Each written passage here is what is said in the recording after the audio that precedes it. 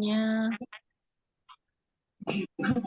kita akan mendengarkan firman Tuhan yang akan dibawakan oleh hambanya Bapak Penny Landena dari Philadelphia, USA. Saya beri kesempatan kepada Pak Tenny pertama untuk memperkenalkan diri sedikit, kemudian menyampaikan kebenaran firman Tuhan. Terima kasih Pak Tenny, Tuhan berkati. Baik, oke. Saya kira beberapa orang di sini ada nama yang sudah saya pernah ketemu dalam persekutuan ini. Ini nama saya Tenny Landena.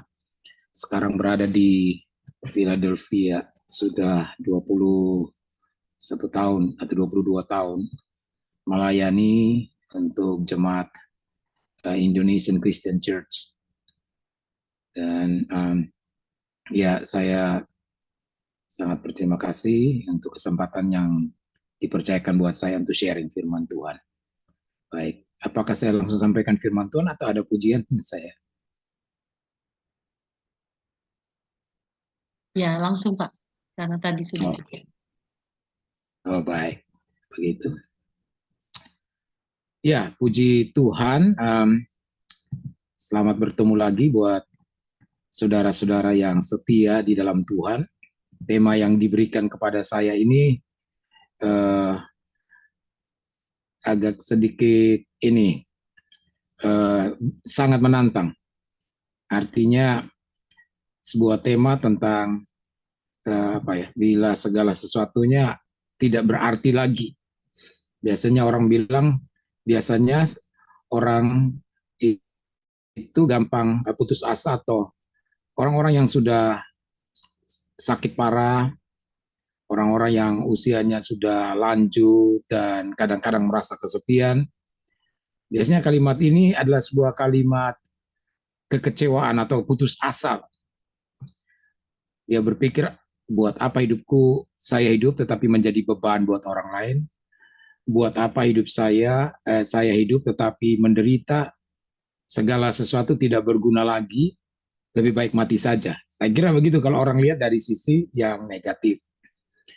Di Philadelphia ada seorang yang punya anak satu-satunya, dan ini anak kebanggaan dia. Dia ditinggalkan suaminya dan hidup di sini dengan sebagai single mother itu bukan merupakan hidup yang mudah. Itu sangat tough, sangat keras. Karena selain dia harus membesarkan anaknya yang waktu itu masih kecil, kemudian dia harus bekerja, dia harus take care anaknya, membawa ke sekolah dan sebagainya. Dan itu saya bilang dengan satu kalimat kalimat sekarang orang bilang itu kehidupan yang sangat gila, sangat sulit. Tetapi anaknya bertumbuh menjadi anak yang pintar, di sekolahnya sangat pandai, sehingga dia sangat bangga. Dan ini karena anak satu-satunya, jadi bisa dikatakan merupakan harapan masa depannya. Tapi tiba-tiba satu siang, dia lagi bekerja, anaknya sepertinya udah pulang dari sekolah, dan dia telepon anaknya, tidak ada jawaban. Dia merasa aneh, biasanya anaknya akan menjawab panggilan teleponnya, tetapi tidak dijawab juga. Kemudian dia telepon, dan beberapa kali dia telepon, lalu dia merasa khawatir, jangan sampai ada sesuatu yang terjadi dalam diri anaknya. Dan dia cepat beritahu orang lain untuk coba periksa apakah anaknya sudah sampai di rumah pulang dari sekolah. Tapi apa yang terjadi ketika tiba di rumah, menemukan anaknya sudah meninggal, tanpa sebelumnya menunjukkan gejala-gejala sakit. Dan dia sangat frustrasi, sangat stres, sangat marah. Dia sangat kecewa, semua perasaan bercampur aduk menjadi satu. Waktu kami datang untuk melayat, dia menangis di depan saya. Dia bilang, "Pak, saya sekarang sudah tidak punya semangat lagi untuk hidup. Tidak ada lagi yang perlu saya perjuangkan. Karena saya tidak punya apa-apa lagi. Anak saya adalah segala-galanya. Itu sebabnya saya bekerja keras untuk anak saya. Tapi karena anak saya sudah meninggal, Buat apa lagi saya bekerja? Jadi dia seolah-olah berkata seperti satu statement tadi, ketika segala sesuatunya sudah tidak berarti. Jadi kalau anaknya sudah nggak ada, apa artinya untuk dia hidup? Ini dari sisi negatif. Saya hanya menceritakan ini sebagai introduction, sebagai pendahuluan. Tetapi saya tahu ini maksudnya berbeda. Kalau kita membaca konteks dari firman Tuhan ini, Filipi pasal yang ketiga ayat yang ketujuh, dan walaupun dikasih ayat yang ketujuh, saya ingin kita baca sampai dengan ayat yang kedelapan. Nah, dua ayat ini mempunyai kaitan yang kuat. Ayat yang ketujuh, tetapi apa yang dahulu merupakan keuntungan bagiku, apa yang dahulu merupakan keuntungan bagiku, sekarang kuanggap rugi karena Kristus.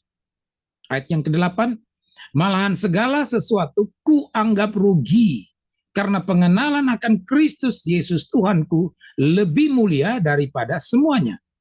Oleh karena dialah aku telah melepaskan semuanya itu. Dikatakan semuanya itu. Malahan segala sesuatu kuanggap rugi karena pengenalan akan Kristus Yesus Tuhanku lebih mulia daripada semuanya itu. Semua yang pernah dia miliki, semua yang pernah dia punya, semua yang pernah dia banggakan, semua yang dikejar, semua mimpi-mimpi dia masa lalu, itu dibandingkan dengan pengenalan akan Kristus, tidak ada artinya, dianggap sampah, karena pengenalan akan Kristus lebih mulia dari semuanya itu. Oleh karena dialah, ayat yang ke-8 saya lanjutkan, oleh karena dialah, oleh karena Kristus itu, aku telah melepaskan semuanya itu, dan menganggapnya sampah, supaya aku memperoleh Kristus. Wow, ini ayat yang sangat luar biasa. Paulus berkata, tetapi apa yang dahulu merupakan keuntungan bagiku, sekarang kuanggap rugi karena Kristus. Manusia ini hidup tanpa sadar, entah kita pikir atau tidak pikir, kita ini bergerak berdasarkan nilai, berdasarkan value. Kita semua punya value. Value itu yang mendorong kita untuk melakukan sesuatu.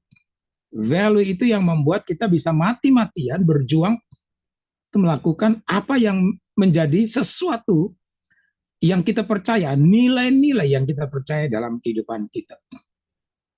Tanpa kita mungkin berpikir lebih detail, hidup kita itu sebenarnya kita sudah berikan prioritas, entah kita sadar atau tidak sadar. Ada orang yang sadar, bagus, dia berikan prioritas 1, 2, 3. Prioritas 1 apa? Artinya itu yang lebih penting dari yang lain. Kalau boleh, kalau ada pilihan, maka yang lain bisa dikorbankan untuk supaya jangan sampai prioritas 1 itu dilepaskan atau tidak berhasil atau tidak dilaksanakan. Jadi sadar atau tidak sadar sebenarnya hidup kita ini ada prioritasnya atau ada nilai-nilainya. Makanya karena nilai-nilai itu kita bergerak untuk melakukan sesuatu. Jadi the value drive us to do something. Ya, nilai-nilai itu mendorong kita untuk melakukan sesuatu. Nilai-nilai itu apa saja? Berbeda satu orang dengan yang lainnya. Misalnya, seseorang yang menganggap keluarga itu adalah value-nya itu keluarga, nilainya itu keluarga, maka dia akan lebih memperjuangkan keluarganya, memprioritaskan damai sejahtera, kebahagiaan dalam keluarganya. Pekerjaan mungkin nomor 2. Artinya pekerjaan itu penunjang untuk nilai pertama yang dianut, yaitu keluarga. Tapi kalau pekerjaan adalah nilai yang pertama, maka dia akan lebih mengorbankan keluarganya daripada pekerjaannya. Tapi kalau keluarganya adalah nilai yang utama bagi dia, maka pekerjaan itu merupakan kekuatan atau alat yang mensupport supaya nilai yang pertama itu bisa tercapai. Itu kita berbicara soal nilai. Apa yang menjadi nilai kita? Yesus bilang begini.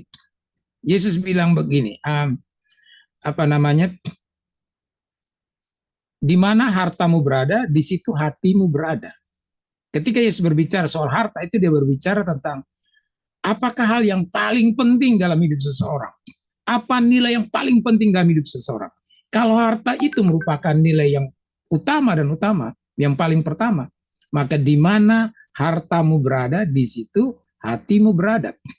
Jadi hartanya itu yang mendrive, yang mendorong, yang menarik hati kita, termasuk semua energi kita, pikiran kita, bahkan waktu kita untuk berada di situ. Nah, semua orang pasti punya cita-cita dan ingin menetapkan nilai-nilai itu. Semua orang punya impian. Sama seperti Rasul Paulus ini. Dia lahir sekitar hampir bersamaan dengan Kristus, masa Kristus. Jadi dia lahir hampir bersamaan dengan masa kehidupan Kristus. Tetapi selama itu dia belum pernah berjumpa secara pribadi atau bertemu secara pribadi secara fisik dengan Yesus. Lahir tahun 5 sebelum Masehi. Dan dia hidup sekitar 60-an tahun lah. 62 dia meninggal diperkirakan sekitar 65 sampai 67 Masehi. Jadi dia lahir tahun 5 Masehi, matinya atau meninggalnya 65 sampai 67 Masehi. Sebenarnya masih muda, masih dalam usia produktif. Tapi kita tahu bahwa dia mengalami aniaya, ancaman, dan penyiksaan yang luar biasa. Nah, saudara, ketika itu seorang Paulus yang masih muda, punya mimpi, punya cita-cita, dan punya nilai. Dan dia kejar nilai itu. Sampai dia berada, kalau tidak berlebihan, saya katakan, di ambang-ambang kejayaannya. Di ambang-ambang dia akan di titik di mana dia akan mengalami prestasi yang gemilang yang didambakan oleh setiap orang. Jadi mari kita periksa dulu, telaah dulu ayat ini. Apa yang dimaksudkan tetapi apa yang dahulu? Merupakan keuntungan. Apa saja hal-hal dulu yang dianggap keuntungan? Nah, itu dulu kita lihat. Yang dianggap menjadi nilai bagi Paulus. Sehingga dia mati-matian, atau Saulus namanya, sebelum dia percaya atau menjadi pengikut Kristus. Apa yang dianggap, apa yang disebut dahulu? Tetapi apa yang dahulu? Artinya dahulu itu apa saja yang menarik perhatian Paulus, yang menjadi mimpi Paulus, yang menjadi tujuan Paulus, yang menggerakkan Paulus mati-matian, berjuang habis-habisan, mengorbankan mungkin harta, bahkan juga waktu, dan segala-galanya, barangkali juga nyawa, demi mendapatkan apa yang dia cari. Apa yang menurut dia yang dianggap sebagai nilai.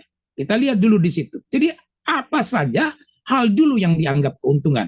Tadi saya sudah bicara mengenai Paulus sedikit. Nah, yang dianggap dahulu menjadi keuntungan itu, yaitu pertama-tama yang jelas di mata kita, karena kita udah tahu cerita tentang Paulus, yaitu kebanggaan dia. Prestasi dia. Kebanggaan apakah dia? Dia ini adalah seorang Ibrani berbahasa Ibrani.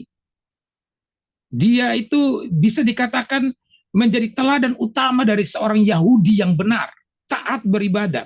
Dalam ayat-ayat yang dia tulis, dia bilang bagaimana dia taat beribadah, dia puasa, dia disunat, sebagainya. Jadi sebelum menjadi pengikut Kristus, Paulus ini adalah teladan utama dari seorang Yahudi yang benar karena dia adalah seorang Ibrani berbahasa Ibrani. Dia berasal dari keluarga yang takut akan Allah. Dan dia adalah seorang Farisi seperti ayahnya. Kalau zaman sekarang, apalagi pada waktu saya masih anak-anak kan sekolah minggu, kalau guru-guru kan mengajar dan kita selalu tahu lah kalau Farisi, ini Farisi. Jadi kalau Farisi kita selalu bilang, oh dia orang Farisi, artinya munafik begitu. Jadi kita selalu menganggap negatif sekali.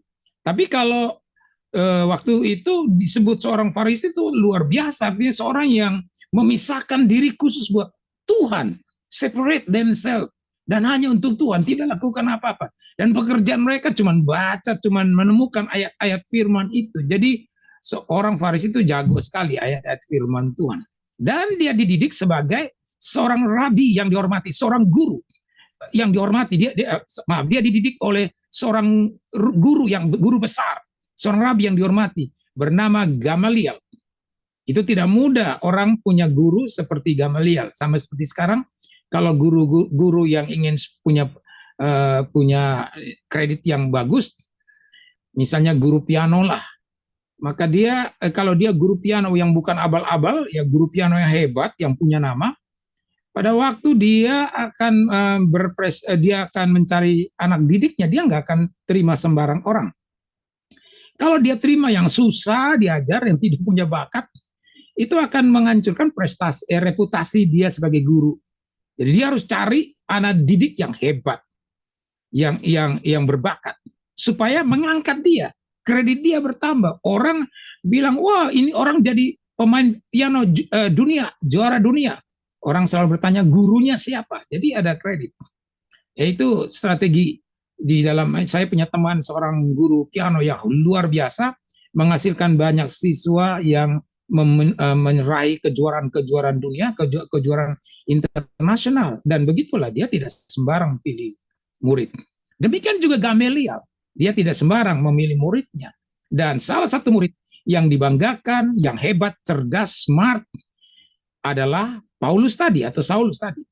Jadi dia punya warisan kredit sebagai Yahudinya itu mencakup warisan disiplin dan semangatnya yang luar biasa. Nah, itu saja merupakan kebanggaan luar biasa. Guru besarku Gamaliel, dia bisa banggakan itu. Aku seorang Farisi, aku seorang Ibrani. Kemudian dia lahir di mana? Biasanya kan kita selalu anggap enteng. Kamu lahir di mana? Wow, lahir mungkin di pedalaman, lebih pedalaman lagi. Rasanya bisa dibully gitu, bisa diremehkan, bisa diejek-ejek begitu. Tapi Paulus itu lahir di Tarsus, yaitu kota yang sangat prosper, kota yang sangat makmur, kota yang sangat jaya pada saat itu di provinsi Kilikia. Dan inilah yang menyebabkan karena dia lahir di kota penting ini, kota makmur itu, sehingga pada saat itu dia bisa mendapatkan kewarganegaraan Romawi. Jadi orang yang lahir di Tarsus itu diberikan kewargaan negaraan Romawi. Nah, apa sih privilege? Apa sih bangganya? Apa sih pentingnya mendapatkan kewargaan negara Romawi? Nah, status ini membuatnya menjadi hak, memberinya hak istimewa. Itu sebabnya semua orang bermimpi, atau pada saat itu orang-orang di daerah itu atau orang-orang di sekitar itu, di wilayah-wilayah itu, saudara, mereka ingin sekali mendapatkan kewarganegaraan Romawi. Bangga begitu. Sama seperti misalnya beberapa orang-orang Indonesia yang bertarung di Amerika ini, mereka bekerja dan kemudian overstay, nggak punya surat, lalu mereka mengharapkan kalau bisa satu waktu ada jalan, ada amnesti supaya mereka bisa dapat surat dan menjadi warga negara Amerika. Rasanya bangga. Saya nggak tahu sekarang masih bangga nggak. Kalau dulu orang sangat bangga untuk memiliki warga negara Amerika. Nah, karena ada hak-hak istimewanya. Kalau kita pegang paspor Amerika, kita bisa pergi ke negara mana saja, hampir semua negara, tanpa kita harus mengurus visa. Nah, kalau kita orang Indonesia mau ke Amerika, susah sekali, harus ngurus visa, dan sudah mungkin ada yang berkali-kali ditolak tidak dapat visanya. Tapi kalau kita pegang paspor Amerika, kita tidak perlu repot-repot mengurus visa, ada begitu mayoritas negara yang bisa dikunjungi tanpa visa. Itu hak-hak istimewa yang luar biasa. Nah, apa hak istimewa Paulus sebagai warga negara Romawi? Dia mendapatkan hak istimewa, dan di dalam beberapa kasus, misalnya dalam Kisah Rasul pasal yang ke-22, dalam juga Kisah Rasul 25, di situ karena sebagai warga negara Roma, dia mendapatkan hak istimewa, dan dalam beberapa kasus dia bisa terselamatkan dari ketidakadilan. Nggak bisa sembarang saja untuk menuduh Paulus. Harus ada keadilan karena mereka tunduk kepada pemerintahan Romawi dan hak sebagai warga negara Romawi. Misalnya Paulus diadili, para penuduhnya minta dia diadili di Yerusalem, di mana mereka berencana untuk menyergap dan membunuhnya. Ya, kalau di Yerusalem mereka bisa seenaknya membunuhnya. Tapi Paulus memanfaatkan kewarganegaraannya ini untuk menuntut kaisar sendiri, mendengarkan kasusnya. Dan akhirnya pengacara tidak punya pilihan lain untuk memberinya hak ini. Nah, kemudian saat kita menjadi warga negara Romawi, itu sebenarnya menjadi warga negara Romawi itu adalah sekali lagi sebuah status yang dimimpikan, yang didambakan oleh semua orang saat itu. Contohnya untuk menjadi sebagai perwira saja, itu perwira yang ada di dalam Kisah Rasul pasal yang ke-22, untuk mendapatkan warga negara ini harus membayar banyak dari uang yang dimilikinya. Dan kemudian yang lain lagi, kalau mau mendapatkan status warga negara Romawi, dia harus bertugas di militer selama 25 tahun untuk mendapatkannya. Tetapi Paulus dilahirkan dengan hak istimewa ini, dilahir di Tarsus, mendapatkan hak istimewa ini. Dan kemudian kalau kita lihat nanti misalnya kita membaca saja ayat-ayat ini selanjutnya di dalam tadi ayat yang sempat kita baca, kita bisa melihat bahwa di situ bagaimana dia melihat hak-hak istimewa yang dia dapatkan. Nah, itu beberapa hal yang perlu kita lihat, apa yang membuat itu Paulus itu dulu sebelum mengenal atau sebelum menjadi pengikut Kristus memiliki kebanggaan. Itu masa lalu dia. Dan itu tentu yang dia cari. Tidak gampang sekarang, misalnya contoh yang di dunia yang sekarang ini saja. Orang memiliki warga negara Amerika. Ya susah, tidak banyak orang yang kemudian mau melepaskan begitu saja. Dia berjuang supaya bisa mempertahankan warga negara itu. Dan juga khususnya waktu itu sebagai warga negara Romawi, tidak ada orang yang kepingin dia akan sia-siakan atau buang begitu saja. Itu kebanggaan buat dia. Kalau ditanya, kamu warga negara apa? Romawi, bangga bisa berjalan dengan tegak. Ya puji Tuhan sekarang kita bangga ya, Indonesia luar biasa, punya nama hebat di dunia. Dulu saya ingat pertama kali baru datang ke Philadelphia, waktu itu Indonesia dalam keadaan kacau balau, riot, kekacauan di mana-mana, dan orang menganggap bangsa Indonesia itu bangsa barbar. Jadi waktu datang di Philadelphia ini malu sekali, begitu nggak berani kalau orang tanya kamu dari mana, mau bicara saya dari Indonesia, itu nggak berani bersuara dengan gagahnya begitu, pelan-pelan aja sebut saya dari Indonesia. Tapi kalau sekarang orang tanya dari mana, kita bangga, kita bilang Indonesia, karena kita mengerti kondisi Indonesia sekarang, kepemimpinan pemerintahan sekarang memegang juga kepemimpinan dunia. Jadi bangga sekali. Demikian juga pada waktu itu sebuah kebanggaan dari Paulus bahwa dia adalah seorang warga Romawi, seorang Ibrani asli, seorang Farisi yang melakukan dengan taat hukum Tuhan, hukum Taurat, seorang yang hidupnya benar menurut hukum Taurat pada zaman dia. Tetapi dia bilang begini, apa yang dahulu merupakan keuntungan bagiku, sekarang kuanggap rugi. Why? Kenapa sekarang kuanggap rugi? Di sini kita berbicara tentang perubahan nilai, sebuah pergeseran nilai. Bahas yang dialami melalui apa yang kita sebut conversion, pertobatan. Ketika dia bertobat, maka terjadi perubahan nilai. Kalau dulu semua yang baru saja saya terangkan secara detail itu menjadi kebanggaan dia, sekarang enggak. Karena apa? Dia menemukan sesuatu yang lebih penting.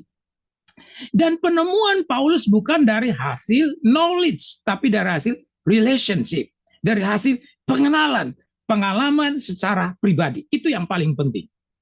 Perubahan nilai itu terjadi bisa melalui informasi, transformasi apa yang kita baca, tapi juga melalui pengenalan, bukan pengetahuan. Saya mau membedakan kata pengetahuan dan pengenalan. Tuhan menginginkan kita bukan cuma mengetahui tentang Tuhan, tetapi Tuhan ingin kita mengenal tentang Dia.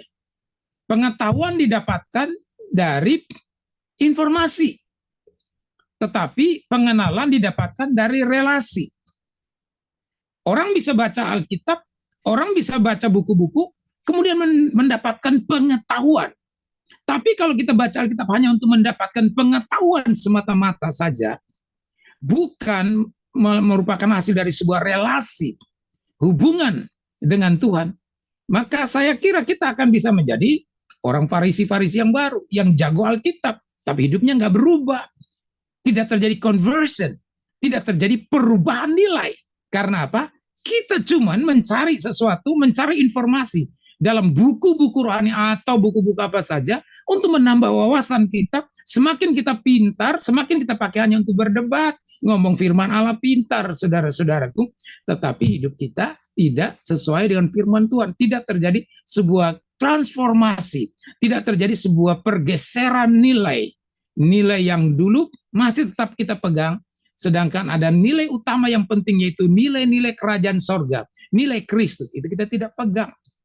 Jadi sekali lagi, pengetahuan didapatkan karena informasi dari mana saja, termasuk dari apa yang kita baca, tetapi pengenalan akan Tuhan itu dihasilkan melalui relasi, relationship, hubungan yang intim dengan Tuhan.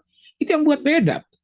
Paulus berubah, yang tadinya namanya Saulus berubah menjadi Paulus karena dia mengalami sebuah titik pertobatan hasil dari sebuah pengalaman secara pribadi.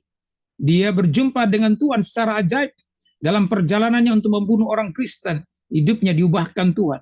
Dia melihat cahaya yang begitu silau dan jatuh dari atas kuda. Kemudian dia buta, lalu kemudian di situ terjadi perubahan yang luar biasa. Wow, ini luar biasa. Orang kalau cuma baca Alkitab hanya sebagai pengetahuan saja, orang kalau datang ke gereja hanya mendengar firman Tuhan sebagai informasi saja, tanpa dia izinkan Roh Kudus bekerja untuk melakukan sebuah perubahan dalam hidupnya melalui relasi, hubungan yang intim dengan Tuhan, maka itu tidak ada gunanya, tidak terlalu penting. Sebab itu Tuhan lebih suka akan pengenalan akan Tuhan. Pengenalan ini akan merubah nilai-nilai kita. Bukan berarti saya katakan bahwa pengetahuan tidak penting-penting. Kita membaca, tetapi kalau kita cuma membacanya, tanpa kita mempunyai hubungan dengan Tuhan, maka itu tidak akan merubah nilai-nilai kehidupan kita. Jadi, apa yang menyebabkan yang dahulu yang dianggap Paulus itu, kebanggaan-kebanggaan dia itu, menjadi keuntungan karena di sini kita baca ayat yang ke-8 tadi. Malahan segala sesuatuku anggap rugi. Bukan hanya yang saya sebutkan tadi, lahir di kota hebat, punya warga negara, bukan, tapi juga segala sesuatu yang lain. Yang dulu dianggap itu penting, sekarang dikatakan segala sesuatu ku anggap rugi. Karena apa? Nah, ini jelas dia sebutkan dalam ayat yang ke-8. Karena pengenalan akan Kristus Yesus Tuhanku. Bukan disebutkan karena pengetahuan akan Kristus Yesus Tuhanku. Saya percaya bahwa karena saya sengaja tadi sebutkan saya sebutkan waktu lahirnya Paulus yang hampir bersamaan dengan Yesus, sengaja saya sebutkan itu untuk memberitahukan kepada kita bahwa sebenarnya Paulus sudah dengar tentang Yesus, sudah tahu tentang Yesus, sudah tahu tentang Yesus, walaupun dia tidak bertemu secara pribadi. Tetapi tahu aja itu belum membuat dia akhirnya bilang, oh, aku mau menjadi pengikut Kristus, begitu. Malah dia pertobatannya adalah di ujung waktu dia akan membasmi atau memberantas semua pengikut-pengikut Kristus. Tapi di sini dia memberikan satu statement yang jelas. Malahan segala sesuatu anggap rugi karena apa? Pengenalan akan Kristus Yesus. Dia tidak sebut karena pengetahuan akan Kristus Yesus. Dia tidak sebut karena pengetahuan akan Kristus Yesus, tapi pengenalan akan Kristus Yesus. Saya pikir ini akan merubah nilai-nilai. Misalnya contoh, kita dimuridkan oleh seseorang. Pemuritan itu kan bukan soal mengajar sebuah pelajaran agama atau pelajaran firman Tuhan. Pemuritan yang sesungguhnya tidak pernah terjadi di ruangan kelas. Pemuritan sesungguhnya terjadi dalam real life, dalam kehidupan sehari-hari. Karena pemuritan itu merupakan transfer atau impartasi hidup dari seorang yang menjadi pemurid kepada muridnya. Seperti Yesus punya murid-murid, 12 murid itu. Dan di dalam hubungan itu dia tidak cuma mengajarkan firman Tuhan, tapi ada relasi. Jadi kalau saya punya seorang yang memuridkan saya akan belajar seperti Paulus. Kalau kita baca dalam ayat ini selanjutnya, dia sebutkan di situ juga, ikutilah aku, teladanku, lihatlah aku. Artinya ada sebuah relasi yang memberikan impartasi kehidupan. Ini sangat penting, Bapak, Ibu, Saudara-saudari. Dengan mengikut acara-acara ini saja, mendengar banyak informasi, itu tidak cukup untuk merubah kita, merubah nilai-nilai di dalam diri kita. Tetapi yang jauh lebih penting adalah sebuah relasi yang terus-menerus dengan Kristus, sehingga akhirnya dia akan membuat kita, firman Allah mengatakan, menjadi serupa dengan Kristus. Bagaimana kita menjadi serupa dengan Kristus? Hasil dari relasi dengan dia. Bukan cuma tahu, tetapi mengenal dia. Dalam beberapa ayat firman Tuhan dikatakan, sekarang seperti Ayub pernah bilang, dari kata orang saja aku tahu tentang Tuhan, tapi sekarang mataku sendiri melihatnya. Jadi kehidupan kekristenan kita atau nilai-nilai kita itu dihasilkan bukan hanya karena dari kata orang, dari informasi yang kita dapatkan, tapi harus dari relasi, dari hubungan dengan Tuhan. Saudara-saudaraku, dikatakan selanjutnya, oleh karena itu dikatakan pengenalan akan Kristus itu lebih mulia. Nah, di sini yang saya sebut nilai. Terjadi pergeseran nilai. Yang dulu itu dianggap hebat. Tapi pada satu titik, ada satu titik pertobatan.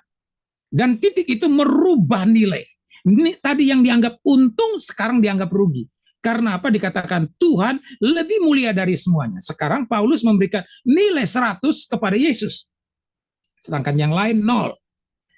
Dan karena dia sudah menetapkan nilai ini, dan nilai ini yang menggerakkan Paulus untuk mengikut Yesus, untuk rela saudaraku difitnah, atau mungkin diragukan oleh murid-murid yang lain. Bayangkan tiba-tiba Paulus yang saya bisa katakan pembunuh berdarah dingin, yang sadis dengan rencananya untuk membunuh orang Kristen, tiba-tiba mau bertemu dengan para pengikut Kristus lainnya.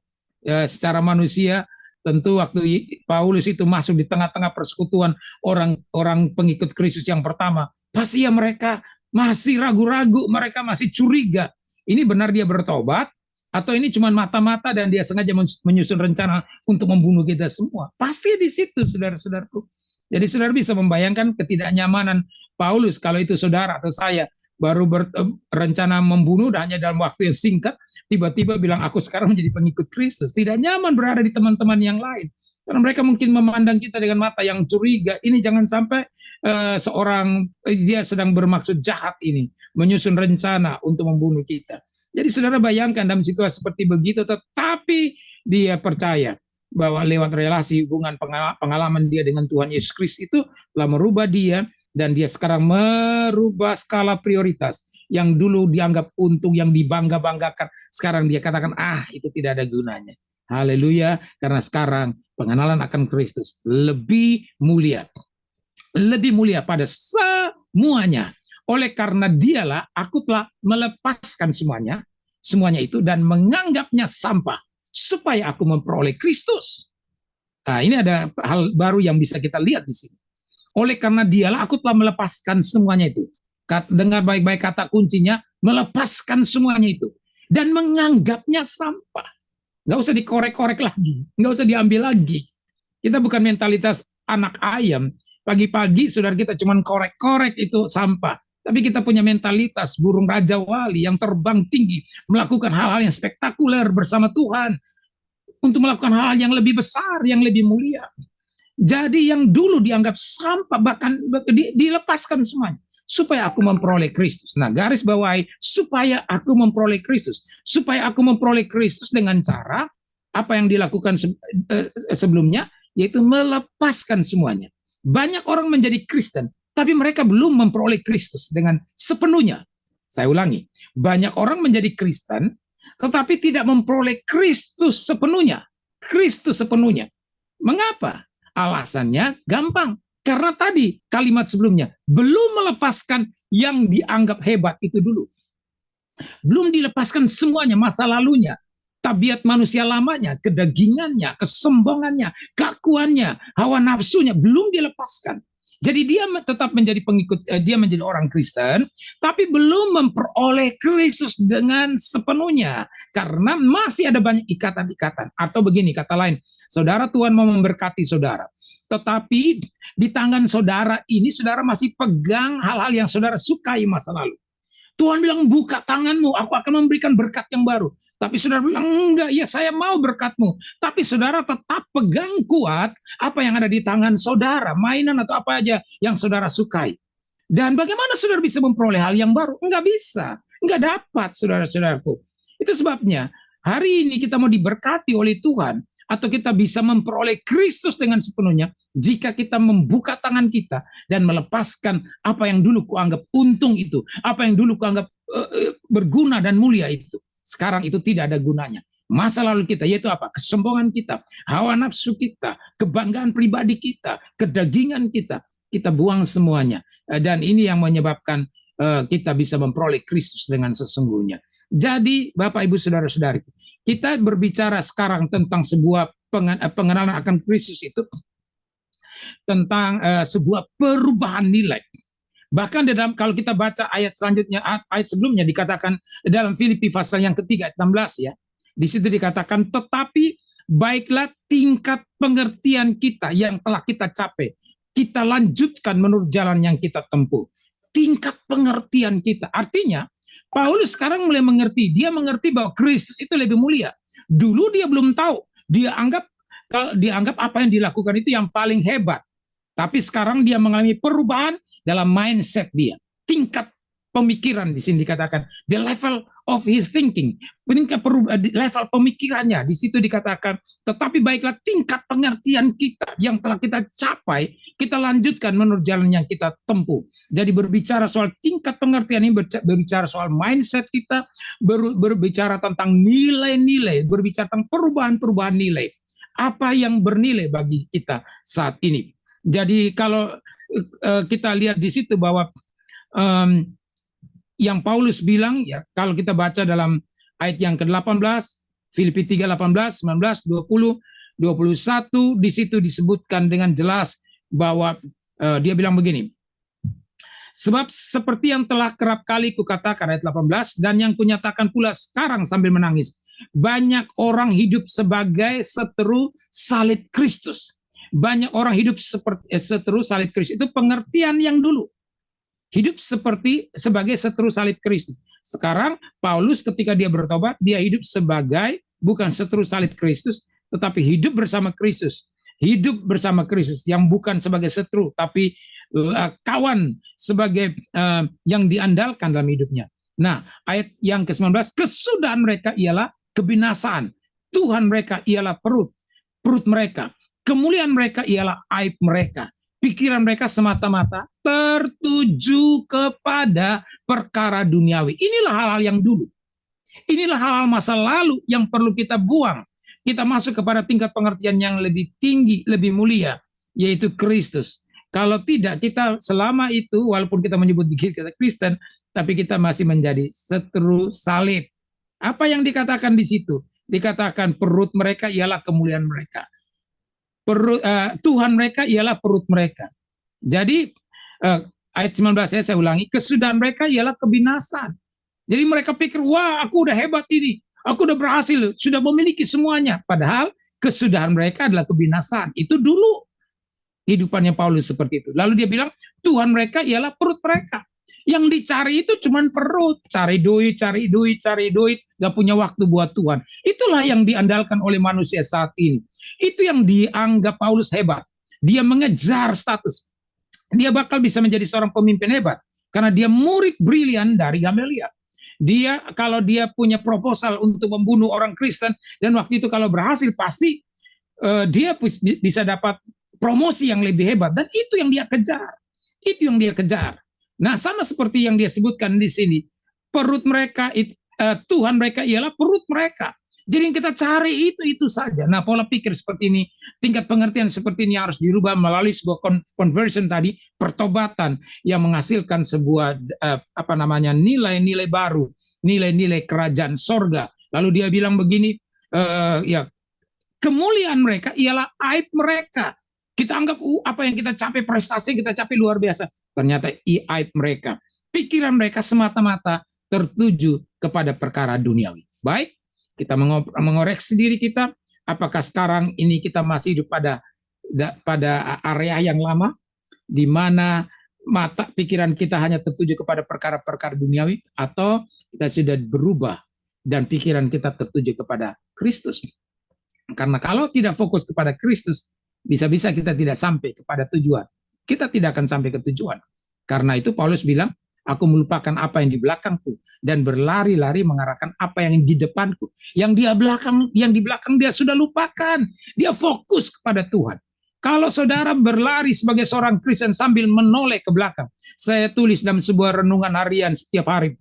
Saya menulis begini, orang yang berjalan ke depan dengan mata yang terus-menerus melihat ke belakang tidak akan mencapai tujuannya. Orang yang berjalan ke depan dengan mata yang terus-menerus melihat ke belakang tidak akan mencapai tujuannya. Jadi Bapak Ibu Saudara-saudari yang saya kasih dalam Tuhan Yesus Kristus, ini penting sekali. Ketika kita sudah menetapkan nilai kita, maka fokus kita, fokus kita kembali kepada Kristus yang kita lihat, Kristus yang kita kejar, Kristus yang kita menjadi tujuan utama, menjadi nilai kita.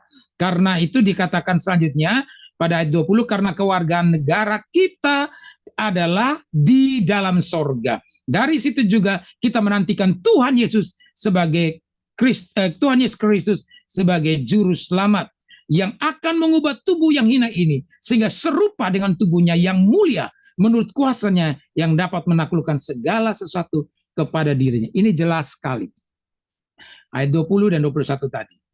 Kewarga negara Paulus tahu sekarang, dia bangga sekarang bukan sebagai warga negara Romawi, tapi dia bangga sebagai warga negara sorga yang dikatakan yang akan menantikan Tuhan Yesus Kristus sebagai juru selamat dan yang akan mengubah tubuh kita yang hina ini sehingga serupa dengan tubuhnya yang mulia. Itulah tujuan kehidupan kita. Ketika segalanya tidak berarti, ketika segalanya sudah tidak berarti lagi, yaitu apa yang kita cari, apa yang dicari oleh orang-orang dunia ini, hawa nafsu dan segala kemuliaan-kemuliaan yang dan atau yang dijadikan perut mereka itu menjadi Tuhan, itu kita berubah dalam pola pikir kita, dalam pengertian kita, nilai-nilai kita berubah sehingga satu waktu kita sedang mengejar bukan tubuh yang hina, tapi kita akan mengejar tubuh yang mulia yang serupa dengan tubuh yang tubuh yang mulia yang serupa dengan tubuh Kristus. Ini yang menjadi tujuan kita.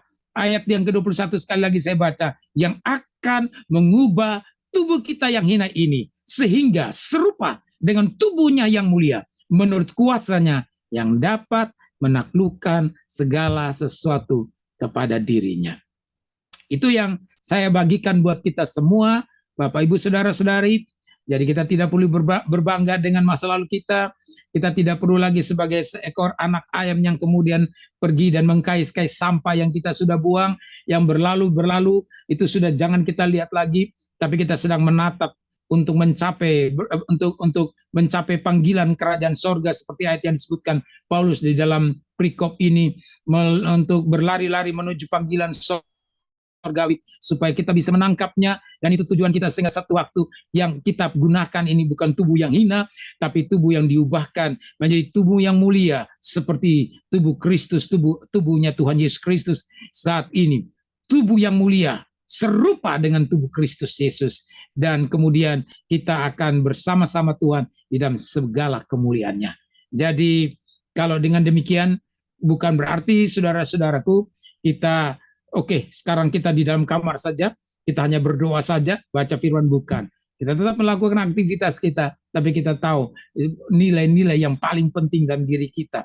Kita mengalami perubahan nilai-nilai bahwa Kristus adalah segala-galanya. Karena itu kita mencari Tuhan dengan sungguh-sungguh dan kita tidak akan berjalan melihat ke belakang lagi. Tuhan Yesus memberkati kita. Saya kembalikan kepada yang memimpin ini dan mungkin saya minta maaf dan waktu beberapa saat lagi saya juga harus pergi untuk melayani beberapa pelayanan. Tuhan Yesus memberkati kita. Luar biasa Pak Pendeta Penny Landena yang sudah membagikan firman Tuhan pada kita, bahwa kita untuk refocusing ke value yang berbeda ketika kita mengikut Tuhan. Bapak Ibu yang dikasih Tuhan, saya beri kesempatan bagi kita semua. Kalau ada yang mengajukan pertanyaan, saya silahkan.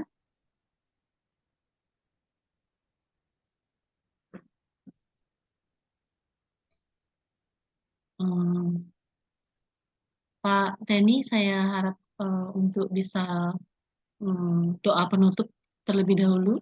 Setelah itu kita akan buka forum diskusi kalau ada yang mau bertanya. Silakan Pak. Baik. Oke, mari kita berdoa. Bapa di sorga, kami semua belajar dari apa yang telah dilakukan oleh Paulus.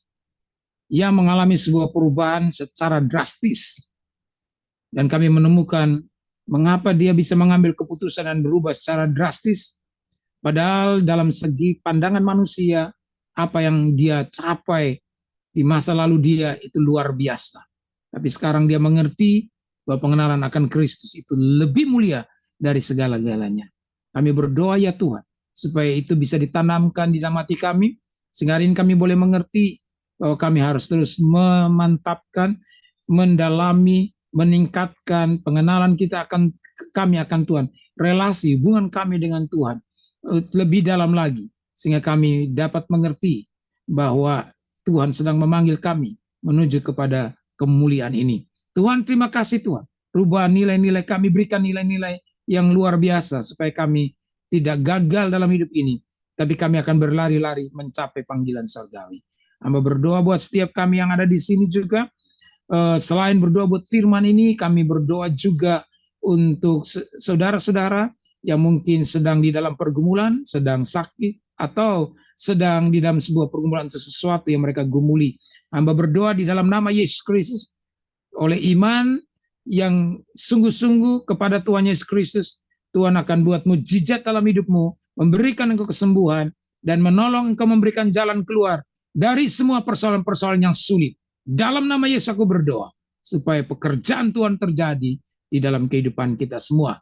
Terima kasih Tuhan, memberkati kami semua yang ada di dalam persekutuan ini. Dalam nama Tuhan Yesus Kristus kami berdoa. Amin. Amin. Amin. Amin. Tuhan Yesus memberkati. Amin, amin.